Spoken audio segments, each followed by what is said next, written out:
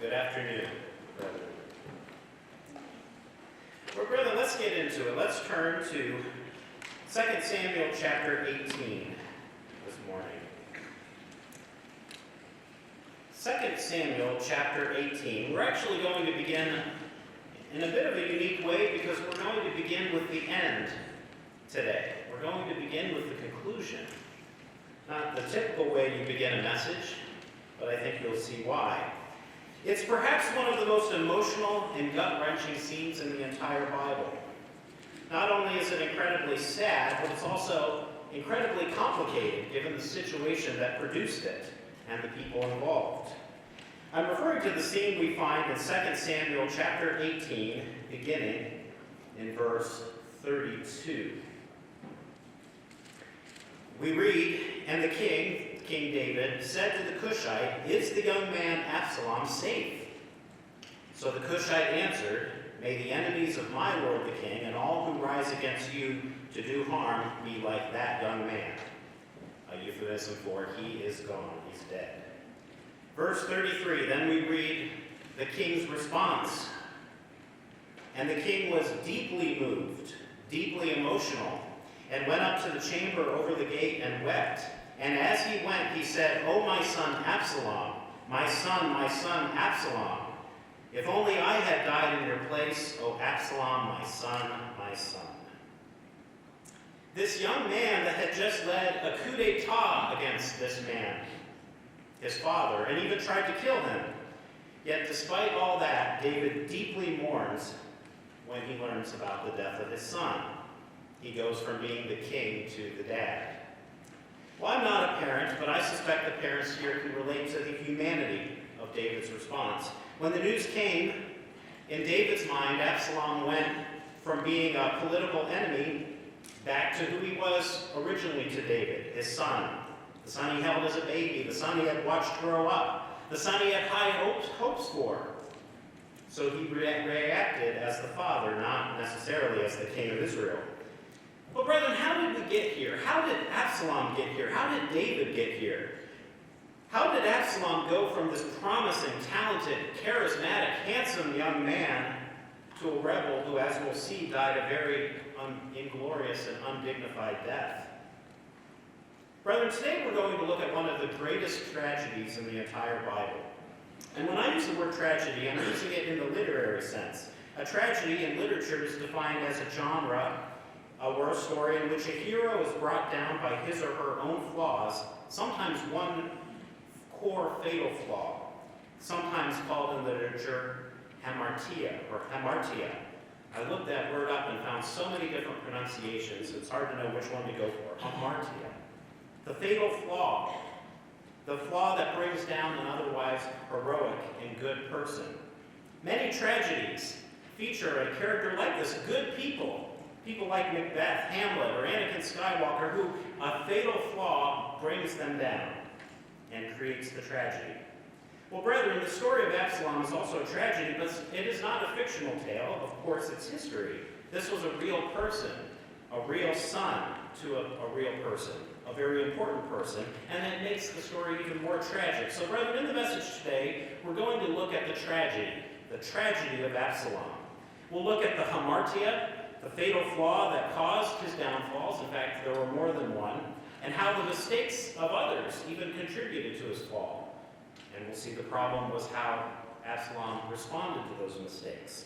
And as we go along, we'll analyze the story for lessons we can learn to avoid the same mistakes in our life.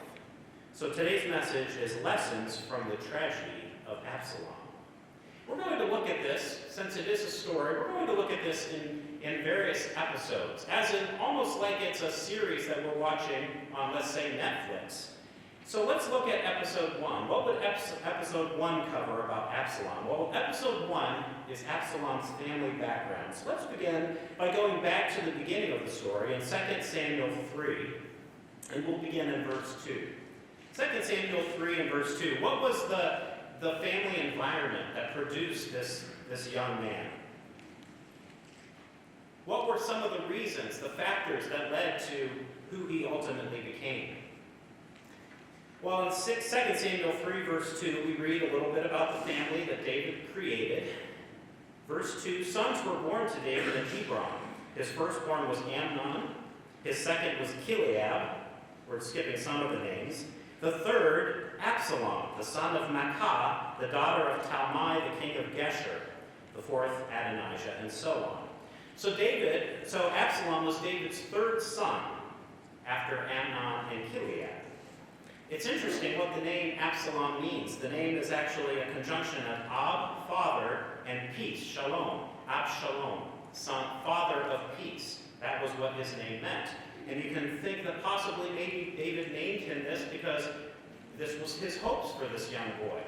Whereas I'm a man of war, Absalom, father of peace, he's going to be different. He's going to be different than me. He's going to lead a different kind of life.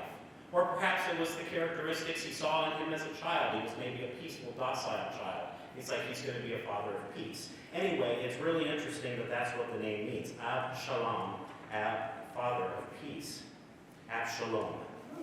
He was the product of David's marriage with his fourth wife, Maacah, the daughter of the king of Geshur. Now, without getting into all the backstory, the Geshurites were a Gentile Aramean people who formed a small city-state on the upper east side of the Sea of Galilee, what we would call the Golan Heights today. And it's likely that this marriage was created during the time that David was on the run from King Saul, where we read that he attacked the Geshurites. And it looks like, possibly the scholars think that the king of Geshur made peace with David by giving him one of his daughters hand in marriage. So she became one of his wives. And then Absalom and his younger sister Tamar were the offspring of this marriage. So his mother possibly would be, well, we would call her a Gentile. What her religious views were when she was with David, we don't know. But point number one in this message, the first point we need to know is David's misjudgment built an environment for family problems. David's misjudgment built an environment for family problems. The reality is that Absalom's very existence was a result of David's personal error. First of all, David was practicing polygamy, and we know that was never God's intent for the kings. He told them not to multiply wives, but David fell into this mistake. And he created this situation where he had a number of children who were half-siblings in the same house. And when you have a household filled with half-siblings, they have the same father but different mothers, you're setting up a situation, an environment for problems, and we'll see that problems occurred. And number two, making political marriages with Gentile leaders. He shouldn't have done this. So Absalom grows up where his biological mother is perhaps not really a part of Israelite religion, maybe has different religious beliefs, different ways of life, ways of thinking, and that could have maybe influenced Absalom. We don't know. But we do have to recognize that David bore some responsibility for creating this environment that was primed for problems. We know he had 8 named wives and 21 named children. Again, a household full of half-siblings. And I think it's a good example, a good lesson for young people, that you have to be careful about the family environment that you create, because the family environment that you create based on your decisions will have consequences on your children. And that clearly happened in the case of Absalom. So he had certain things working against him from the start. So let's now move on to episode 2. Episode 2, we're going to call this episode The Tragedy Within a Tragedy.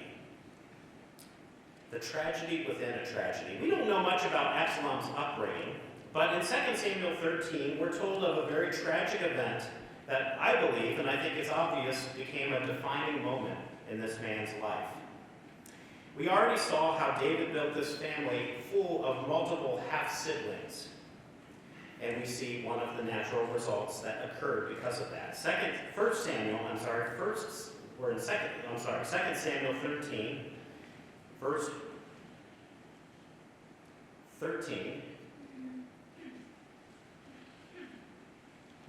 1.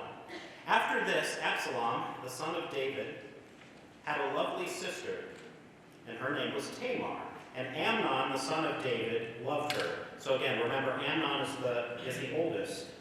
Amnon is the son of David's second wife, and he develops this very strong attachment, this very strong desire, we could say a crush, but it was a little bit more than that for Tamar, the younger sister of Absalom. Verse 2, Amnon was so distressed over his sister Tamar that he became sick, for she was a virgin, and it was improper for Amnon to do anything to her. Though this really isn't a message about Amnon, we can see the problem with lingering lust that develops here in this man. He didn't initially act on the impulse, but he allowed it to fester over a long period of time, apparently where it even impacted his health. It became that strong of a desire. You've got to cut those desires off. Verse 6. Let's skip down to verse 6. Then Amnon lay down and pretended to be ill. There's a little more behind the story, but we're going to skip forward and see what he does. Amnon lay down and pretended to be ill, and when the king came to see him, Amnon said to the king, "Please let Tamar, my sister, come and make a couple of cakes for me in my sight, that I may eat from her hand. So I'm sick. I'll be energized if Tamar comes and cooks a meal for me." So she does that, innocently so. And we'll skip down to verse 10. Then Amnon said to Tamar, "Bring the food into the bedroom," and you will probably understand what is happening here and what he is setting up to happen. "Bring the food into the bedroom, that I may eat from your hand." And Tamar took the cakes, innocently again, which she had made, and brought them to Amnon, her brother, in the bedroom. Now when she had brought them to him to eat, he took hold of her and said, "Come, lie with me, my sister." Again, we understand what's happening here. Verse 12, then she answered and said, "No, my brother, do not force me, for no such thing should be done in Israel. Do not do this disgraceful thing." She tries to hold him back. She tries to reason with him. But when you're dealing with someone in this state of mind, they can't really be reasoned with. "And where could I take my shame? And as for you, you would be like one of the fools in Israel." She actually appeals to his own credibility. "Now therefore, please speak to the king, for he will not withhold me from you." Now it's interesting that she says that. I think it may have just been a plea for desperation just to get out of the situation, because obviously David was not going to give a sister to her brother. Actually, that would have been against Israel's law to marry a sister. But I think she either said this innocently or was just trying to get out of the situation. Verse 14, however, he would not heed her voice, and being stronger than her, he forced her and lay with her. Again, there's no whitewashing what this is. This was exactly as it sounds like. This was non-consensual, and this was forced. And this was a very evil thing that happened. But it did happen. Verse 15, then Amnon hated her exceedingly. After the whole deed was done, the sin was committed, he hated her. It wasn't true love, it was lust. So that the hatred with which he hated her was greater than the love with which he had loved her. And Amnon said to her, "Arise and be gone." Basically treats her like garbage after he's gotten what he wants. Not only was this a heinous crime against his half-sister, which would have caused great emotional trauma, we see that in the text, but the way society viewed virginity at the time, this would impact the rest of her life. It was a both violent and selfish sin. Let's skip down to verse 19. Verse 19. Then Tamar put ashes on her head, so she's mourning. This is emotionally traumatic, and tore her robe of many colors that was on her, and laid her hand on her head, and went away crying bitterly. Very sad. Verse 20, and Absalom, her brother, came to her. "Has Amnon, your brother, been with you?" he says. "But now hold your peace, my sister. He is your brother. Do not take this thing to heart." You just let it go. Don't do anything. So Tamar remained desolate in her brother Absalom's house. So Absalom is actually her protector. She goes to him for refuge. So Absalom is not a bad guy at this point. And Absalom was right to be very upset about this. Absalom is at no fault at this point. But it's interesting, he says, don't do anything. And I think one of the reasons he probably said this at this point was he probably believed that once his father found out about it, his father would act. Justice would be done. His father was king. His father was the ultimate authority, who would ultimately be in charge and responsible for just making this right, executing justice. But verse 21, we see that what Absalom probably thought would happen, expected to happen, doesn't happen. Verse 21, and when King David heard of all these things, he was very angry. Rightfully so, he was upset, but he does nothing. He doesn't act. He doesn't execute justice. He just stays angry. And it seems like being impartial and actually holding his children accountable for their crimes, this was a crime, also a sin, was a weakness of David. He was negligent in this situation. He didn't properly deal with it as the sin and the crime it was. And I believe this had a very significant influence and impact on Absalom's mind and on his attitude and on his views about King David. I think it planted a seed that would ultimately lead to Absalom's downfall. Perhaps Absalom had always had this idealized view of his father, the mighty warrior, the great king, and had this great high view and just assumed, well, he will do the right thing here. And then when he didn't do the right thing, when he didn't act, this may have been the genesis of feelings of resentment and disdain that he would build against his father. Perhaps this idealized version of his father came crashing down at this moment, and he realizes, maybe he's not the king I thought he was. Maybe he's not the father I thought he was.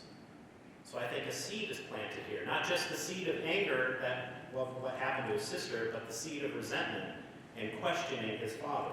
Verse 22. And Absalom spoke to his brother Amnon, neither good nor bad, for Absalom hated Amnon because he had forced his sister Tamar. So it goes from just being upset, wanting justice, to developing into hatred. Which leads us to our second point. Our second point. Beware of the danger of lingering hate and anger. Beware of the danger of lingering hate and anger. In some ways, because of how horrible the situation was, it's tempting to give Absalom a pass here. But I think what we see is that the natural anger that one would feel eventually develops into something a lot darker in his mind and in his heart. It becomes something very, very vile, very evil. The spiritual lesson to learn from the lesson of Absalom's experience is to let no situation in life, no matter how awful the situation is that you see or that's done to you, become the seed of this kind of anger that just lingers and gets worse and worse. And you stew on it, and you get more angry the more you focus on it, because that kind of anger destroys us. Let's go to the New Testament really quick to Romans 12, and we'll see the spiritual way that we should deal with this kind of anger. Hold your place in 2 Samuel. Romans 12. Where should Absalom have gone? What should his response have been? What should the Christian's response be at this moment? So a horrible thing is done. A horrible injustice is done. Romans 12, verse 18. We read, if it is possible, as much as depends on you, live peaceably with all men. Beloved, do not avenge yourself, but rather give place to wrath.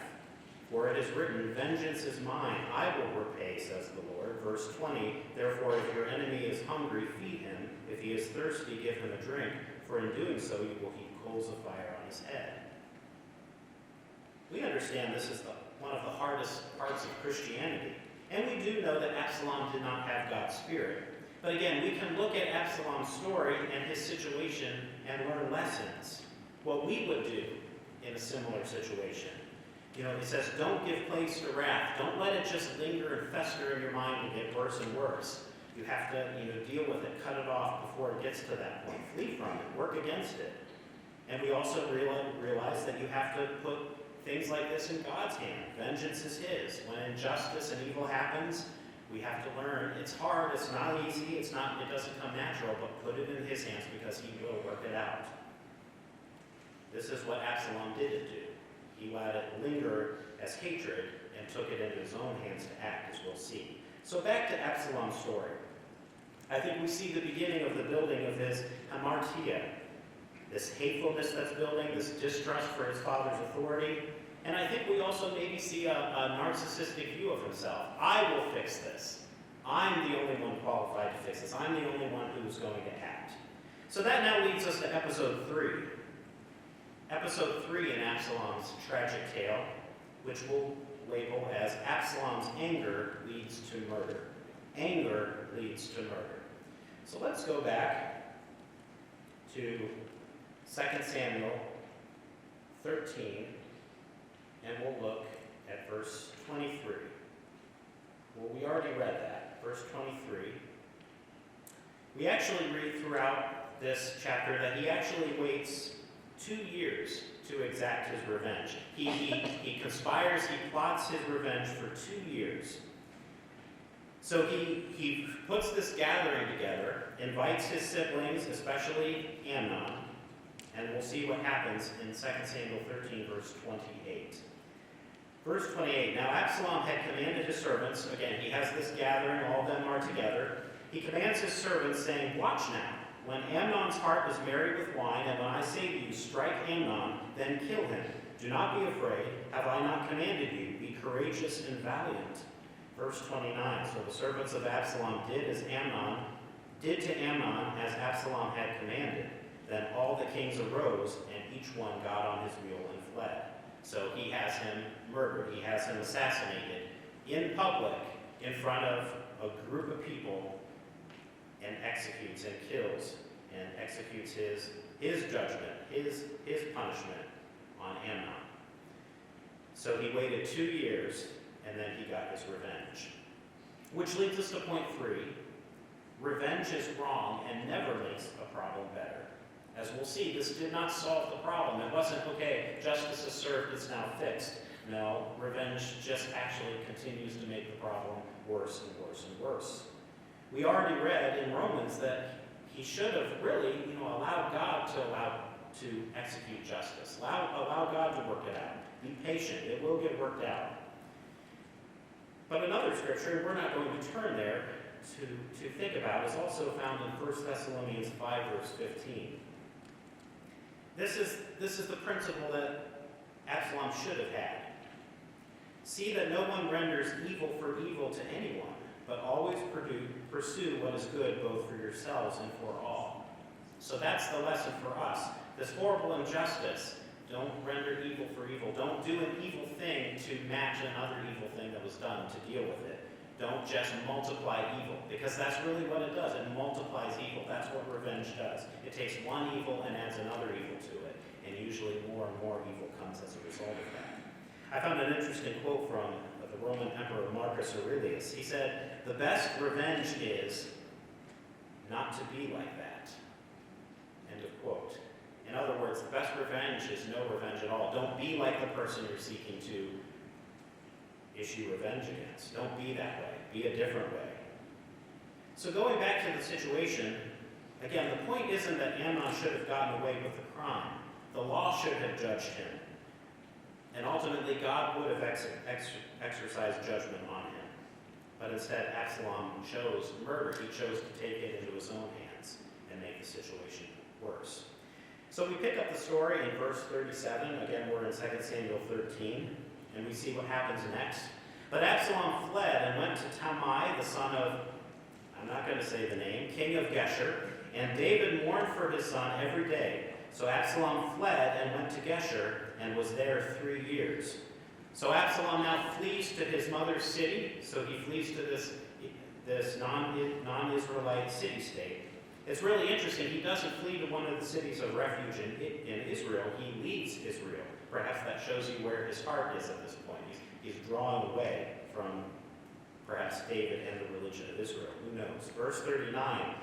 And King David longed to go to Absalom, for he had been comforted concerning Amnon because he was dead. So again, we see this particular weakness. Now his other son is a murderer, and I'm sure he was upset for a while, but we're told he longs to be with him. He's not even going to execute justice from a judicial perspective on Absalom for murder. He longs to be with him. He longs for his son. But Absalom does have to leave and live in exile for 3 years. And he's only really allowed to come back because of a scheme, Joab scheming to convince David to let Absalom come back into the land. Well, we won't get into that story. So he stays in exile for a few years, and then he comes back to Israel after a while because of something Joab does. So now let's move on to episode 4. Episode 4, and we see the man, the real Absalom fully developing, the Absalom we know. Episode 4, from pandering politician to outright rebellion. That's episode 4, from pandering politician to outright rebellion. So let's go to 2 Samuel chapter 14, and we'll pick up the story in verse 25. We'll see that Absalom becomes a semi-celebrity in Israel now that he's come back. It's really interesting. A known murderer now becomes a celebrity in Israel. We'll see that in Israelite countries, the idea of putting people of low moral character into celebrity status is nothing new. It's happening. It's an Israelite trait. Verse 24. Now in all Israel there was no one who was praised as much as Absalom for his good looks. Again, for his character, no, he's a known murderer. But why is he popular? Because he looks good. Again, the cult of celebrity. From the sole of his foot to the crown of his head, there was no blemish in him. I mean, he was a handsome man. He was the Adonis of his age, I guess.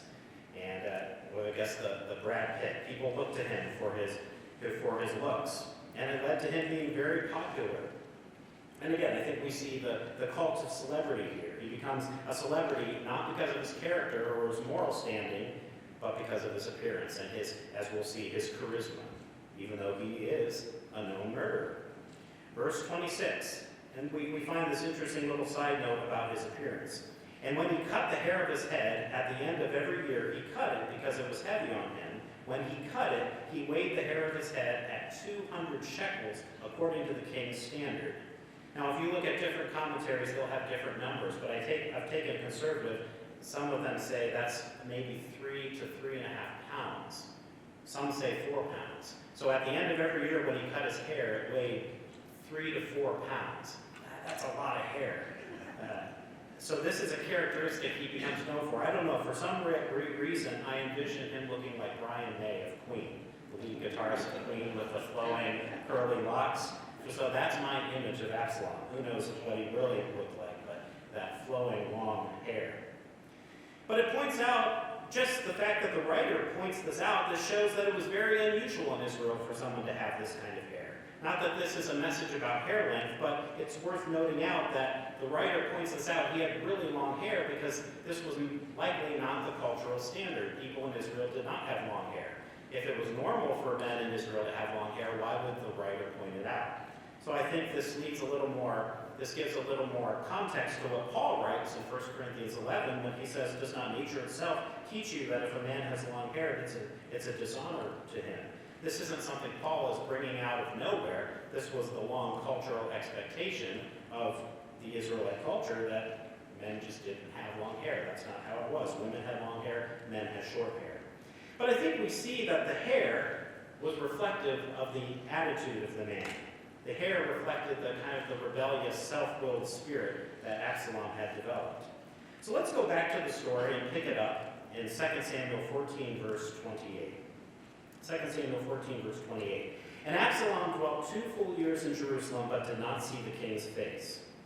So eventually, Joab gets involved again, sets up a meeting, and they're reconciled, at least temporarily. Chapter 15, verse 1. After this it happened that Absalom provided himself with chariots and horses and 50 men to run before him. So in modern terms, he begins traveling with an entourage. He starts building this kind of cult of authority now. Verse 2, now Absalom would rise early and stand beside the way to the gate. So it was, whenever someone came with a lawsuit, came to the king for a decision, that Absalom would call to him and say, well, what city are you from? And he would say, well, your servant is from this city or that city. Verse 3, then Absalom would say to him, look, your case is good and right, but there is no deputy of the king to hear you. You know, the king, where are the king's people? The government is negligent. Moreover, Absalom would say, oh, that I were made judge in the land, and everyone who had any suit or cause would come to me, then I would give them justice. And so it was, whenever anyone came to bow down to him, he would put out his hand and take him and kiss him. Ugh, yuck. Flattery, pandering, politics, that's what he starts to develop.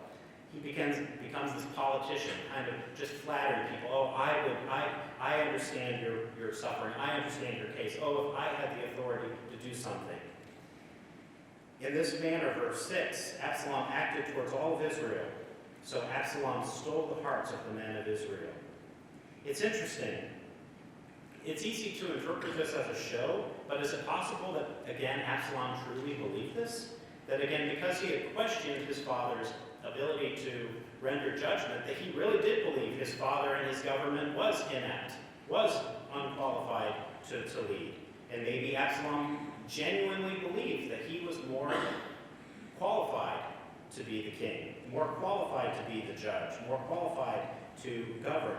I think that is very likely. He really believed that he should be the king. So we see this root of bitterness has created a murderer who has created this now elevated sense of confidence and pride in himself. And we're about to see it's going to be unleashed in rebellion. So we see in verses 7 through 12 that Absalom eventually takes a group of followers down to Hebron and declares himself king. We're skipping some of the story, but he declares himself king and has now started a wholesale rebellion against his father. It's interesting that he chooses Hebron as the place where he declares himself king. That's the same place David became king. So it's almost like he's mimicking his father's story. So we're not going to read all the details of that, but he steals the hearts of Israel, he gets a following, and he begins to work against his father. And now we're going to move on to episode 5. Episode 5 is Absalom's sin comes full circle. Absalom's sin comes full circle. So he's in the midst of a coup d'etat, a rebellion. He's declared himself the alternate king. David's now on the run, out leaving Jerusalem, running for his life again, just like he did from Saul. And now Absalom, once David leaves the capital city of Jerusalem, Absalom and his people go in and take over the capital temporarily. And we see one of the most tragic elements of the story about to unfold. It's hard to read, but it happened. 2 Samuel 16, and let's begin in verse 20. Absalom is now being advised by Ahithophel. Then Absalom said to Ahithophel, give advice as to what we should do. We have David on the run. We're here. What should we do now? What's the next step in solidifying my power? Verse 21, and Ahithophel said to Absalom, go into your father's concubines, whom he has left to keep the house, and all Israel will hear that you are abhorred by your father. Then the hands of all who are with you will be strong. So he says to solidify your power base and to show the whole nation that you are now in charge and that you are the alternate of David, he recommends that he go into David's concubines and force them to be with him. Verse 22, so they pitched a tent for Absalom on the top of the house. They do this in public, and Absalom went into his father's concubines in the sight of all of Israel. This act, recommended by Ahithophel and acted upon by Absalom, was significant because this represented really the point of no return moment. Once he violated David's wives, and he does this publicly and in open, there was no going back at this point. And it was an act of supreme evil and disrespect, not just because it violated the law of Moses, because these were technically the wives of his father. On top of all that, it was assault, because this was not going to be consensual. They did not have a choice in the matter. They were brought up there, and they were forced to do this. And that leads us to point number 4. Point number 4 is that sin will often take us places we never thought we'd go. Sin will often take us places we never thought we'd go. Notice that Absalom was advised to commit this act by this advisor. It wasn't his idea. It wasn't his first inclination to do this. He didn't seem to go into Jerusalem intending to do this, but the idea was suggested to him, and he acquiesces to it. Stop and consider where his journey, his mental journey, his personal journey had come and had come to. Where did this whole progression start? It started when Amnon violated his sister, when Amnon did an act of violence, this kind of violence, to his sister Tamar. And he was rightfully enraged by that. He was rightfully enraged. But his story, by allowing it to progress and get worse and worse, ends in him doing the exact same thing to multiple women in public, in open, not in the confines of a bedroom, but on top of a roof. Not hidden in a room, but and open for all to see. He had allowed his sin to take him full circle. He became the person he initially hated. He became Amnon. He became guilty of the same thing Amnon had done. He began by hating a predator and ultimately becomes a predator. That is the nature of sin. If we allow it to fester and grow, it often will take us to places we never thought we'd go. And that's one of the greatest lessons that we learn from the days of the leavened bread. Leavening, it starts small, but it just festers and gets bigger and bigger until it becomes something that hardly resembles what it was at the start. And that's what happened to Absalom. He becomes something he probably at the start never would have guessed he would have become. Never would have imagined that he would have possibly done this. Yet decision after decision after decision led him to this point. How do we prevent this from happening in our lives? How do we prevent ourselves from making the same mistake? Well, that leads us to point number 5, and I think the greatest lesson we can learn from the tragedy of Absalom. And that's point number 5 is stop sin's progression by making the next right decision. Stop sin's progression by making the next right decision. There are so many moments in Absalom's story where he could have stopped, reconsidered, and made the next right decision. Stopped this whole process. He could have stopped it when it was just a feeling of vengeance and hatred. He could have stopped it when it was a feeling of disrespect towards his father. He could have stopped the bitterness. He could have stopped after the murder. Okay, I've now murdered someone. I'm not going any farther than that. I've got to pull back. I've got to reconsider. There were so many points where he could have stopped and made the next right decision, but he continued making the next wrong decision and progressing further and further into the tragedy that he became. He could have stopped. I will not harbor anger.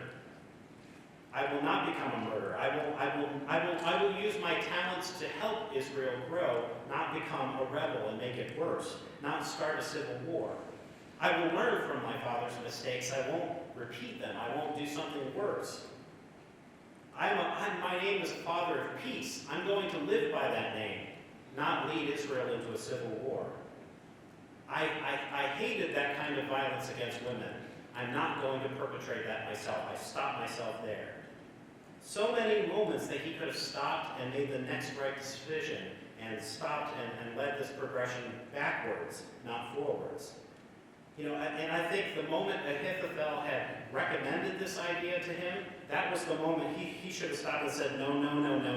I will not do that. I will not go there. That's not who I am. That's not who I want to be. That's what started this. I will not do that. But tragically, he didn't do that. But we can.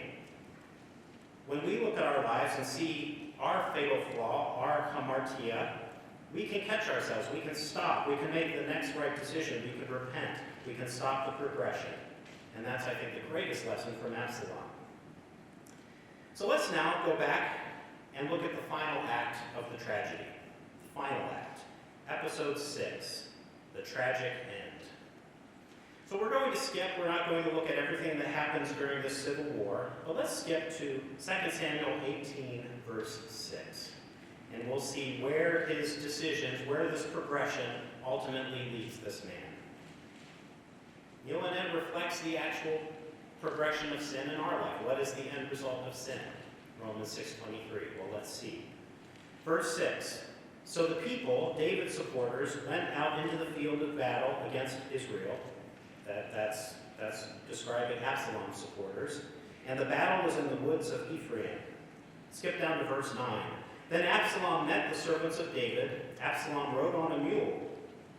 The mule went under the thick boughs of a great terebinth tree. He's actually fleeing from the battle now.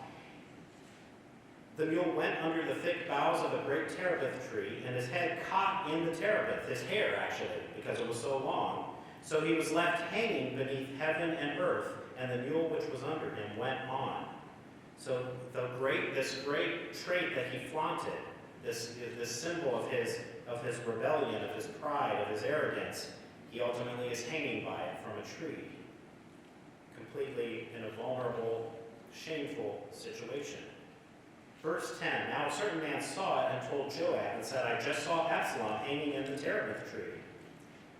So the servant leaves him there, but then brings Joab, and Joab, as we know he would, deals with the situation violently. Verse 14, then Joab said, I cannot linger with you. And he said that to the servant, and he took 3 spears in his hand and thrust them through Absalom's heart while he was still alive in the midst of the terebinth tree. And 10 young men who bore Joab's armor surrounded Absalom and struck and killed him.